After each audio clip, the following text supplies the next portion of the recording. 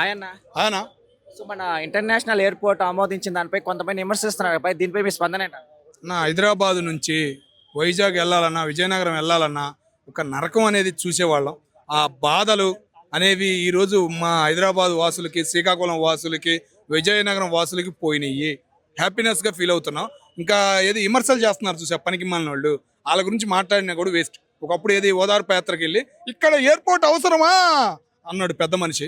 ఇప్పుడేమో నేనే చేశా అని ట్విట్టర్లో పెడుతున్నాడు. మరి ఆ మనిషిని ఏమనాలో, మనిషి పేరు కూడా చెప్పక్కర్లా, అర్థమై ఉండిద్ది. మరి ఏమనాలో నాకు అర్థం కావట్లేదు. భూములు ఇచ్చింది చంద్రబాబుని చూసయ్యా, అది తెలుసుకో. శంషాబాద్ ఎట్టా అభివృద్ధి చెందిందో ఆ అభివృద్ధి అనేది ఆయన చదవడం వల్ల అక్కడ ఉన్న భూములు ఇచ్చారు.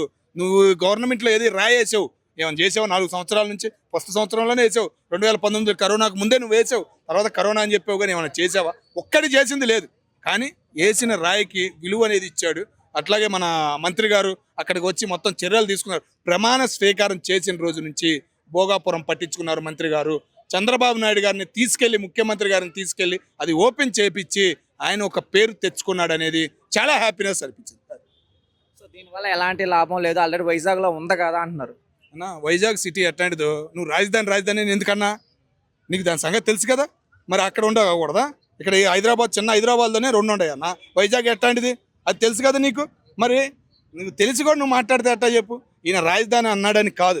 వైజాగ్ ఏంటంటే ఒక బీచ్, ఒక ఆదాయం ఇచ్చేది, ఒక సంస్కృతిని అనేది పంచేది. కాబట్టి అవకాశం ఉంది, కాబట్టి ఉంది ముందు ఏంటంటే ఆడ ఒక మామూలుగా బయట దేశాల నుంచి కానీ బయట రాష్ట్రాల నుంచి కానీ అక్కడికి రావడానికి ఒక అరకు ఉంది, ఒక విదేశీ వాళ్ళు రావడానికి ఒక బీచ్ ఉంది, ఒక కలయిక అనేది మొదలైంది. ఒకప్పుడు తమిళనాడులో ఉండే కలయిక అనేది ఇక్కడ మొదలయ్యింది.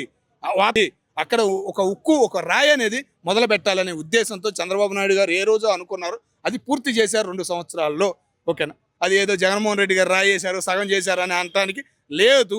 ఈయనే మొత్తం పూర్తి చేసింది. దానిలో పూర్తి అనుభవం కానీ, పూర్తి డెవలప్మెంట్ చేయటంలో కానీ చంద్రబాబు నాయుడు గారు పేరే పెట్టుకోవాలి.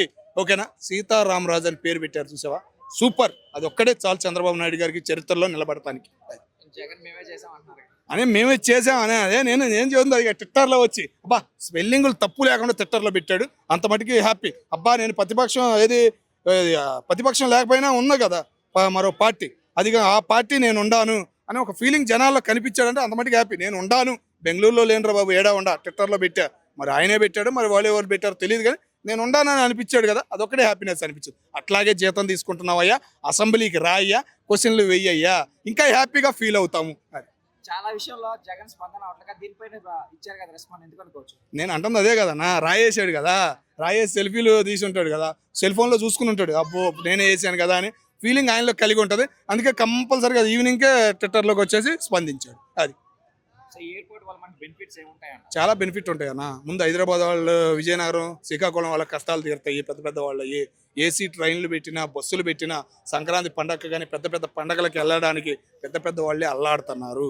ఓకేనా? అది ఒకటి ఉపయోగం. సేమ్ అట్లాగే ఏంటంటే వైజాగ్ అనేది ఒక స్మాలర్ సిటీ, ఒక ఉపయోగపడే సిటీ, ఆంధ్ర రాష్ట్రానికి ఒక రూపాయి ఇచ్చే సిటీ, ఇంకా డెవలప్మెంట్ చేసుకునే అవకాశాలు అక్కడ కనపడుతున్నాయి. కాబట్టి ఉపయోగపడిద్ది.